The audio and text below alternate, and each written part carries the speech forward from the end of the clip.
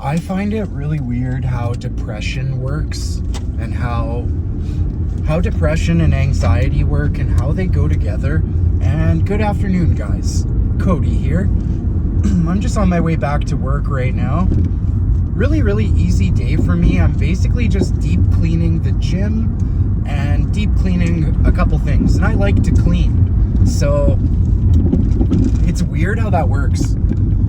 Sorry about my tripod, guys.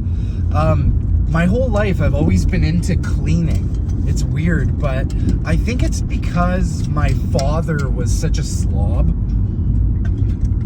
He still is. Like, the guy takes no pride in his hygiene or cleaning his home. My father suffers from depression badly. My father says that he's been on every single antidepressant medication that you can get in Canada, and none have helped him. And a lot of people told me that because my father's depression is so bad, I'm going to be the same way, and the only hope I have is to be on these medications too. And I actually believed that, you guys. Like, I lived my life on that. I defended that. I lost friendships over arguing about that. People trying to point things out to me like, hey, Cody, actually, it's not the medication that's going to cure you. You're going to have to do things to cure yourself. What I thought is the medication would cure me. It would take care of the tough part, right? And then finding things to fill the void, well, that'll be easy because I know what I like, right? I think of the easiest way out by default. Same with my father. So people talk about depression and stuff as genetic. Addiction, depression, all that stuff is apparently genetic to a certain degree. What about the things that come along with that? On the inability to take accountability for anything, constantly blaming other people, the sky is gray, arguing with people who are far more educated, lived experience, knowledgeable in certain fields, and just thinking you're right because it's you. Maybe you've been on the earth longer, so you're automatically right about everything. Stuff like that.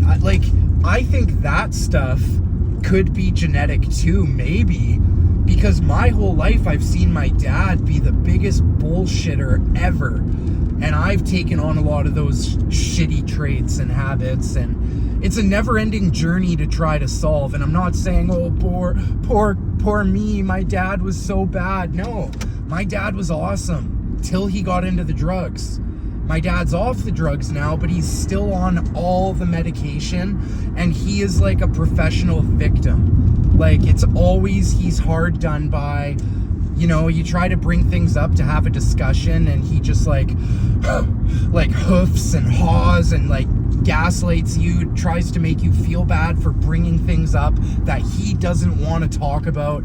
And for these reasons, I can't have a relationship with him, because that type of attitude, that type of take on life, it spreads. It's like a virus. I don't need to take those traits on again, and I haven't worked on myself enough to get to a level where I'm able to be a part of his life.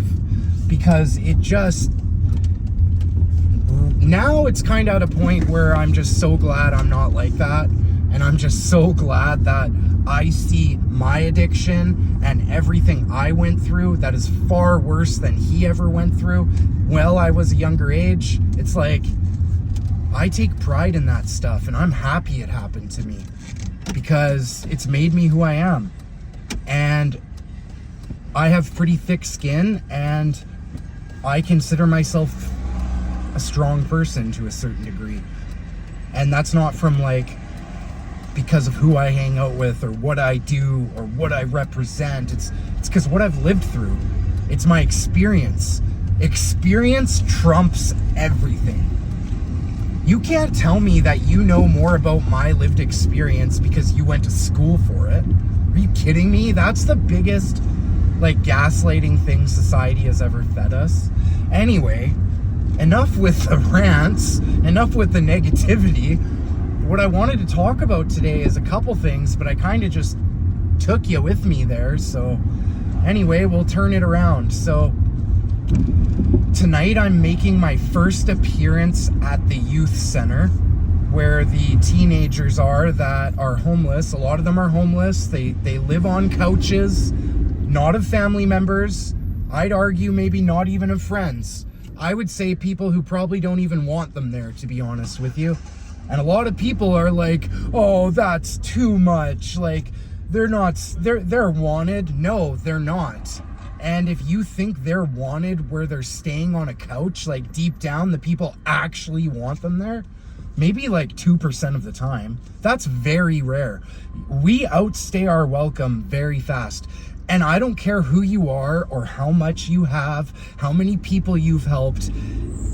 If you ever like ran out of money and you needed something, you would see who's there for you real quick. Like if you needed a couch to stay on, you would see who's there for you. And like, it's not always like that.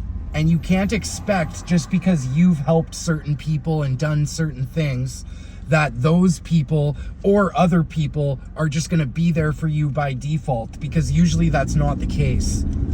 Usually we learn that the hard way too.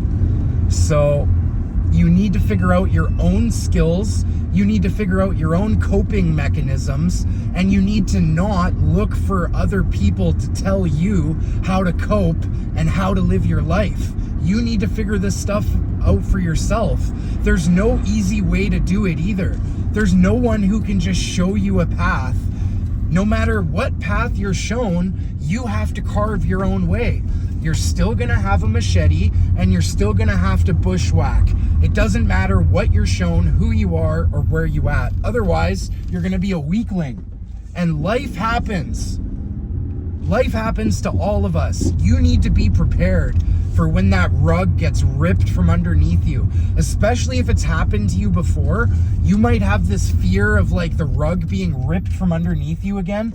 I'm telling you right now, that fear can run your life and make your life extremely difficult, because you might have a hard time buying furniture for your home. You might have a hard time actually trusting people.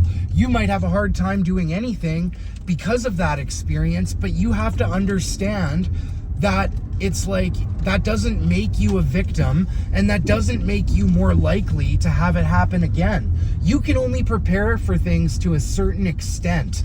What you need to really rely on is building, because you're building your adaptability. You have to rely on your adaptability and your resiliency and your ability to persevere. Those are the three most important things you can do to try and prepare for when the rug gets ripped from underneath you again. So yeah, I really wanted to just get that out there and spread that message, let you guys know what I'm up to tonight.